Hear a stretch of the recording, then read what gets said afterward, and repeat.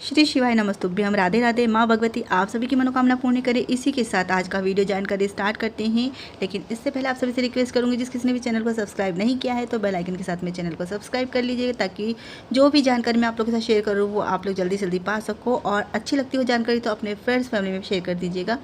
तो जैसे कि आप सभी को पता है कि 30 जून से हो रहे हैं गुप्त नवरात्रे, और गुप्त नवरात्रे में कुछ ऐसी विशेष सावधानियों को रखना बहुत ज़्यादा ज़रूरी है, जिससे माता रानी क्रोधित ना हो होकर आपको शुभ फल प्राप्त करे।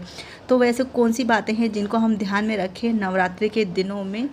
बहुत कम लोगों को पता है कि साल भर में कितनी नवरात्रे आते हैं। तो साल भर में आते हैं 4 नवरात्रे। वैसे सबको अधिकतर 2 नवरात्रे के बारे में ही पता है, लेकिन साल में असल में 4 नवरात्रे आते हैं, जिसमें सबसे पहले चैत्र मास में आने वाली नवरात्रि होती है, उसके बाद आषाढ़ के महीने में दूसरी नवरात्रि आती है, और फिर अश्विन में आती है तीसरी नवरात्रि, और चौथी नवरात्रि आती है माघ के महीने में।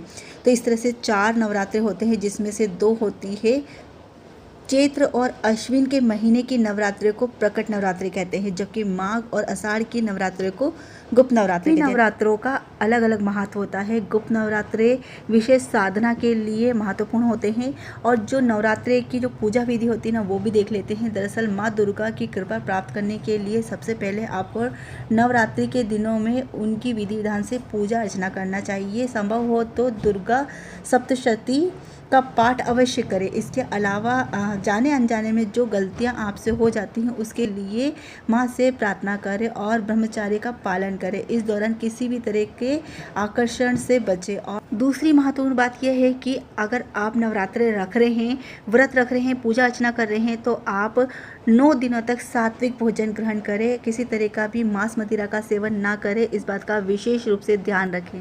तीसरी ध्यान देने लायक बात यह है कि शास्त्रों में भी उल्लेख किया गया है कि अगर आप नवरात्रि का व्रत रख रहे हैं, माँ की साधना कर रहे हैं, तो आपको बिस्तर पे, बेड पे नहीं सोना चाहिए, आपको चटाई पे सोना चाहिए। चौथी महत्वपूर्ण बात यह है कि जो आपसे बड़े हैं, आपको उनका सम्मान करना चाहिए। जीव जंतुओं की हत्या नहीं करना चाहिए।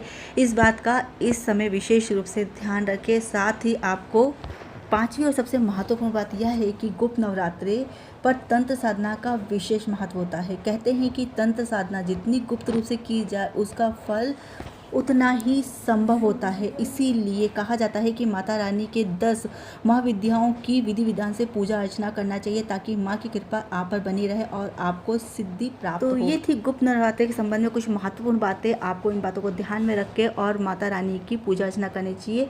माँ भगवती आप सभी की मनोकामना पूर्ण करें।